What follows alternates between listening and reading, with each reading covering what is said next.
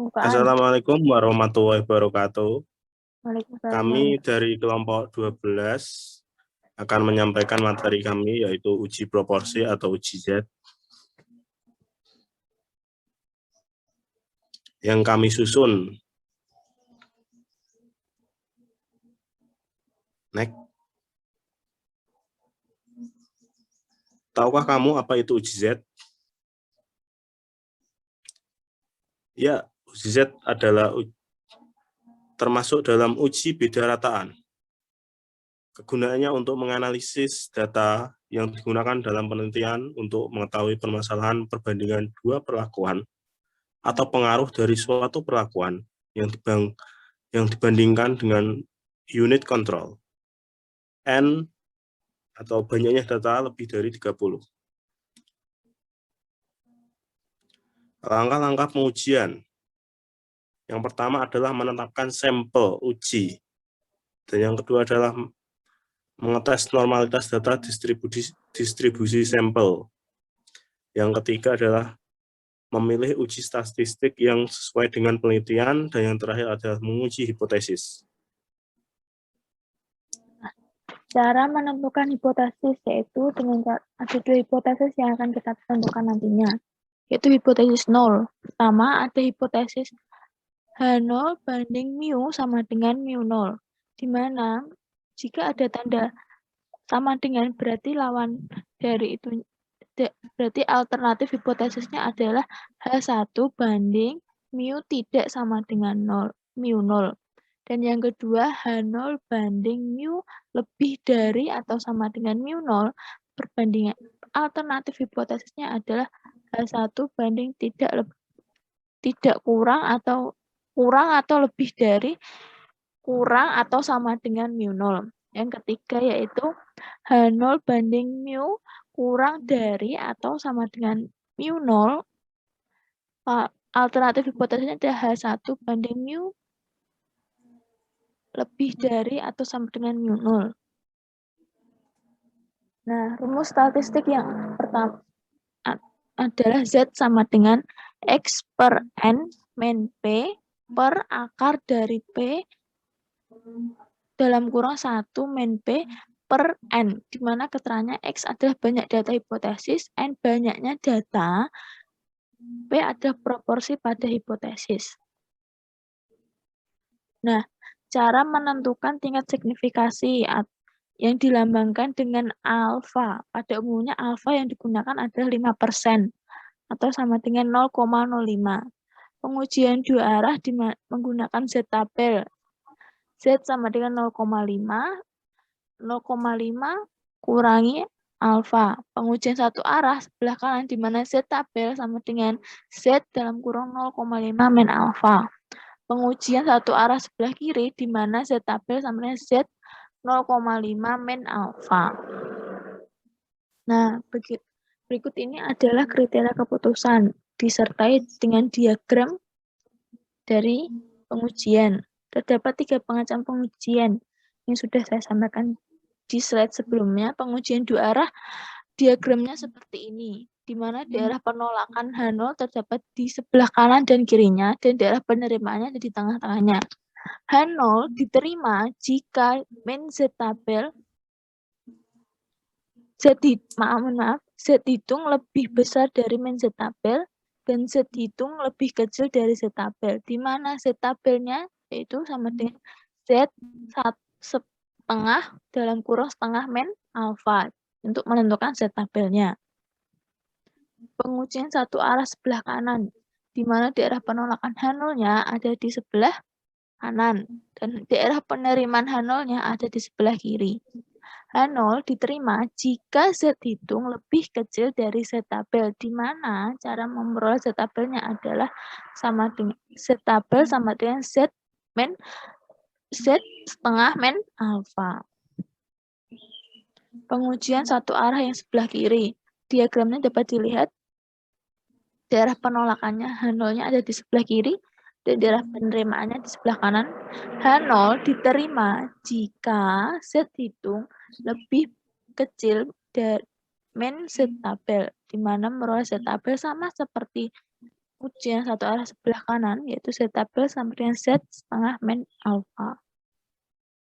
Nah, ini adalah pengujian dua populasi, di mana Z sama dengan X1 per N1 kurangi X2 per N2 diper P dalam kurung 1 min Hi dikali 1 dalam kurung 1 per N1 plus 1 per N2 dalam kurung. Keterangannya yaitu X1 jumlah individu yang diselidiki pada sampel pertama, sedangkan X2 jumlah individu yang diselidiki pada sampel kedua, N1 jumlah sampel pertama, N2 jumlah sampel kedua. Perolehan P dari jumlah total sukses dibagi jumlah kedua sampel, di mana X1 plus X2 per N1 plus N2. Ki diperoleh dari 1 min P. Ya, Mas Dani, silakan. Uji satu populasi. Seorang dosen ingin mengetahui apakah rata-rata kemampuan mahasiswanya mencapai angka 80 atau lebih rendah dari itu. Dari hasil ujian mid semester terdapat 50 orang mahasiswa diperoleh nilai rata-rata ujian 78. Sementara standar deviasinya 12,5.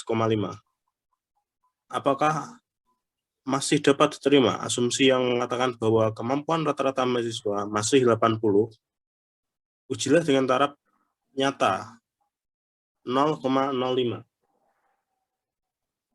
Nah, langkah pertama yang harus kita tentukan itu merumuskan hipotesis. Hipotesis pertama, yaitu H0 dibanding mu lebih besar atau sama dengan 80, yaitu rata-rata harapan pencapaian nilai tes. Yang kedua, yaitu H1 banding mu kurang dari 80 rata-rata hasil ujian mid semester. Dari hasil pengujian diperoleh bahwa dari hasil mid semester bahwa uji hipotesisnya yaitu H1 banding mu kurang dari 80 diperoleh dari kurang 80 karena hasil rata-rata yang ada hanya memperoleh nilai 78 dari 50 mahasiswa. Langkah kedua yaitu menentukan taraf signifikasinya. Alfanya sudah ditentukan yaitu 0,05.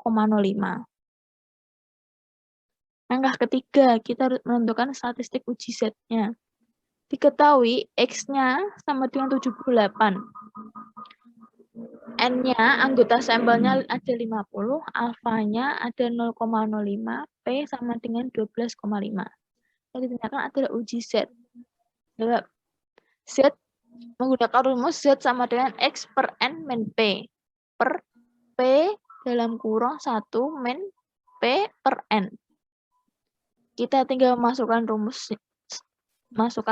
dengan angka-angka yang telah diketahui dan diperoleh data min 15,85. Langkah selanjutnya yaitu mencari Z tabel. Bagaimana mencari Z tabel? Yaitu Z 0,5 min alfa. 0,5 kurangi 0,05 diperoleh Z sama dengan 0,45. Nah, kita bisa lihat tabelnya. 0,45. Di mana kita dapat melihat 0,45? 0,4 dari atas, kita tarik ke bawah 0,4. Terdapat 0,4495 dapat diberikan 0,45. Ditarik ke kanan 1,6, berarti 1,6 ditambah 0,4495 atau 0,45, yaitu terdapat 1,64. Setelah itu kita menentukan keputusan ujinya. Berarti pengujiannya satu arah sebelah kiri. Kesimpulan HO ditolak karena Z hitung lebih kecil dari Z tabel, yaitu negatif 15,85 lebih kecil dari 1,64. Maka artinya klaim mahasiswa dapat mencapai rata-rata nilai 80 adalah tidak benar.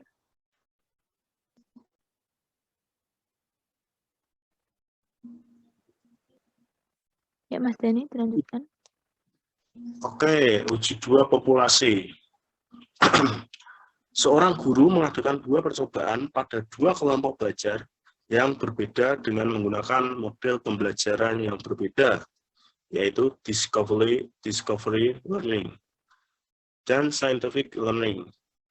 Apakah ada perbedaan antara model kelompok A dan model kelompok B? Ujilah dengan derajat kebebasan 5%. Jika diperoleh nilai tes sebagai berikut.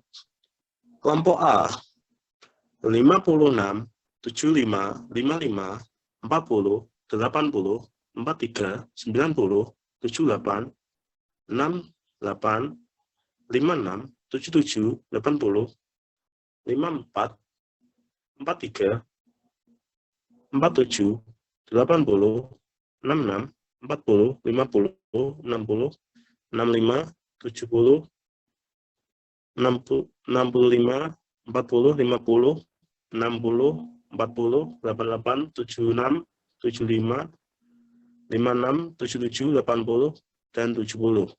Untuk kelompok B, 55, 66, 70, 80, 76, 56, 78, 76, 87, 88, 54, 44, 40, 43, 50, 54, 65, 77, 70, 40, 50, 60, 65, 76, 70, 85, 57, 55, 60, 65, 50, 55, 67, dan 69. Nah, pada uji dua populasi ini kita menggunakan uji SPSS, di mana syarat pengujiannya harus normal terlebih dahulu. Ini berlaku untuk semua uji set. Kita dapat menguji normalitasnya terlebih dahulu dan homogen uji homogenitas tujuannya untuk mengetahui perbedaan dua sampel yang tidak berpasangan. Dasar pengambilannya dilihat dari taraf signifikasinya, yaitu jika signifikasinya dua telet lebih kecil dari 0,05, berarti tidak adanya perbedaan. Jika signifikasinya dua telet lebih besar dari 0,05, berarti tidak adanya perbedaan. Nah, dari pengujian tersebut, menggunakan SPSS dapat diperoleh seperti ini. Pada grup statistik, N-nya atau sampelnya berjumlah 34, standar deviasinya 15,118 dan 13,3. Nah, untuk mengetahui apakah itu taraf signifikasinya benar atau belum atau tidak, itu ada 0,0290. Berarti 0,290 itu berarti taraf signifikasinya lebih besar dari 0,05. Berarti dikatakan tidak ada perbedaannya. Nah, ini ada taraf signifikasi dua telet, di mana diperoleh 0,980 untuk discover learning dan scientific learning. Berarti dalam pengujian tersebut pada dua populasi dapat disimpulkan bahwa pengujian tersebut tidak memberikan perbedaan. Nah, berikut adalah daftar pustaka yang kami gunakan.